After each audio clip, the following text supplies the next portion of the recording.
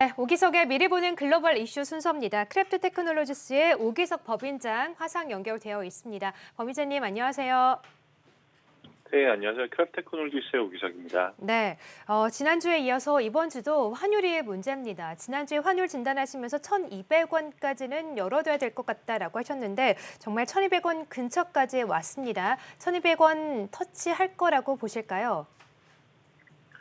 환율 이제 상승 속도가 좀 정말 아찔할 정도로 좀 빨리 올라가고 있는데, 지난주 이제 방송에서 말씀드렸을 때는 1,200원까지 갈 가능성은 있지만 한 달 이상은 걸리지 않겠나라는 생각을 했었었는데, 한 일주일 만에 한 절반 가까이 지금 올라온 그런 상황이고, 그러니까 단기적으로 이제 등락을 반복할 가능성은 있지만, 지금 현재 환율 상승의 주된 원인이 뭔가라고 생각을 해보면, 저는 시장의 불안감이라고 생각을 해요. 결국 시장에 불안감이 있기 때문에 안전자산으로 수요가 몰리고 있고, 결국 그 안전자산이 달러 자산이다라는 게 지금 국내에서만 생각하실 게 아니라 글로벌 전반적으로 봤을 때 안전자산인 달러 자산으로 회귀하는, 자금이 옮겨가는 이제 그런 상황이다라고 이제 생각하시면 좋을 것 같고, 그에 따라서 지금 원화 환율이 반응하고 있는 그런 상황이라고 보시면 될 것 같습니다. 그래서 사실 그렇게 되지 않았으면 좋겠지만, 어쩌면 8월 말까지 한 1,200원 까지 도달할 가능성도 지금 열어놔야 되지 않나라는 생각을 하고 있습니다.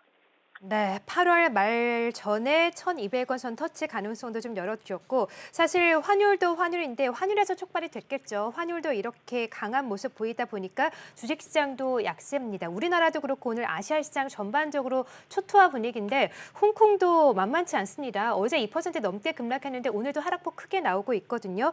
좀 바닥에 근접을 했다라고 봐야 될까요? 어떻게 보십니까?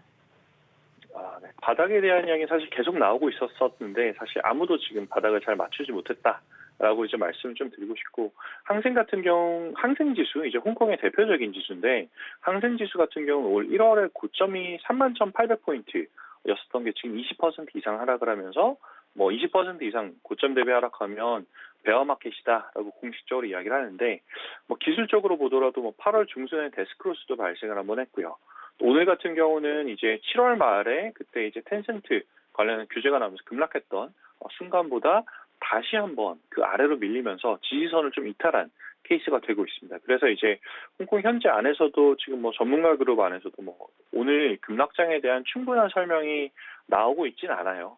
있지만 이제 일반적으로 얘기하는 거는 뭐 결국은 델타 변이 확산으로 인한 글로벌 경기 둔화 리스크, 그리고 뭐 테이퍼링 관련한 불안감, 이런 것들이 좀 종합적으로 작용을 하면서 시장이 지금 하방으로 좀 방향을 결정한 상황이다라는 생각이 좀 듭니다. 네, 지금 차트를 보여주셨는데 이 7월 말에 하락을 하고 지금 8월에 다시 하락세가 좀 나오고 있습니다. 기술적 분석상으로 이런 분석을 좀 어떻게 하고 계시고 최근 시장이 낙폭이 과대하다 보니까 매수 기회로 삼고자 하시는 분들도 많이 나오던데 이사님 의견은 어떠신지 궁금하네요.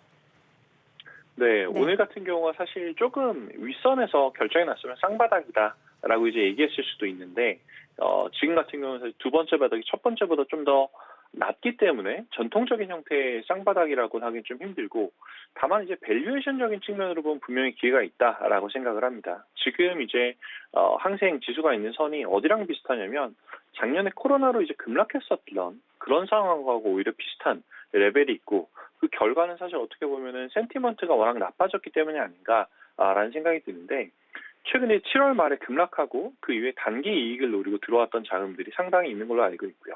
다만 이런 자금들이 시장이 반등에 실패하면서 지금 오히려 실망 매물로 손절을 하고 있는 그런 걸로 좀 추정이 되고 있는데, 이런 단기적인 혹은 급락 이후에는 투자 기회가 생길 수 있다라고 보고 있고, 단기적인 시장 센티먼트를 볼 수 있는 RSI, 뭐 상대 강도 지수 같은 경우는 현재 이제 항생 지수 기준으로 30을 기록을 하고 있어요. 보통 이 30선은 과매도선이고 또 이제 매수 기회로 연결되는 경우들이 많은데, 작년 코로나 급락 시점 같은 경우도 항생의 RSI가 30 정도 수준이었고, 현재 기업들이 보여주고 있는 견조한 이익, 그리고 기술적 분석을 감안했을 때 현재 공포는 좀 과도하다라는 그런 생각이 듭니다.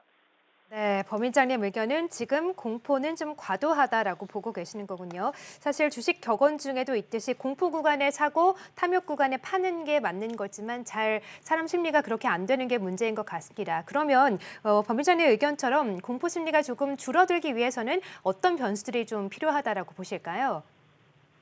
네, 사실 지금 8월 시장을 보면 악재들이 사실 산적한 상황이에요.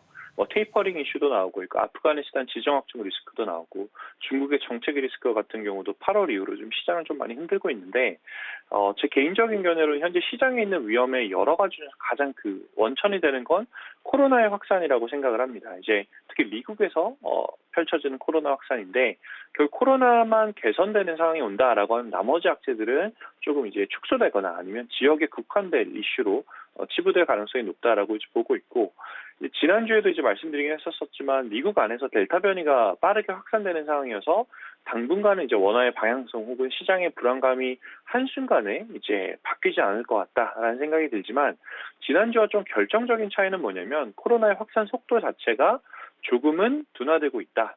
확산 자체는 일어나지만 증가세가 조금 이제 둔화되고 있어서 그 차로 얘기하면 악셀레이터를 밟던 게 조금 이제 떼지는 게 아닌가라는 생각이 들고 있고 그 가속도가 줄어든다는 그런 측면에서 희망을 찾아볼 수 있을 것 같다라는 생각이고 앞에 말씀드렸던 것처럼 현재 시장에 있는 다양한 악재들의 문제가 해결되어 갈 수 있는 가장 큰 요건은 코로나 델타 변이 확산의 둔화라고 생각하고 있고 앞으로 한 2, 3주 동안 이제 시청자 여러분들이 가장 관심을 좀 많이 가져야 하는 그런 부분이 아닐까라는 생각이 듭니다. 네, 자 어쨌든 시장의 핵심은 델타 변이 코로나인 것 같습니다. 시작도 코로나였고 끝도 코로나가 좀 내줬으면 하는 생각이 함께 드네요. 자 지금까지 오기석 법인장과 함께했어요. 고맙습니다. 네, 감사합니다.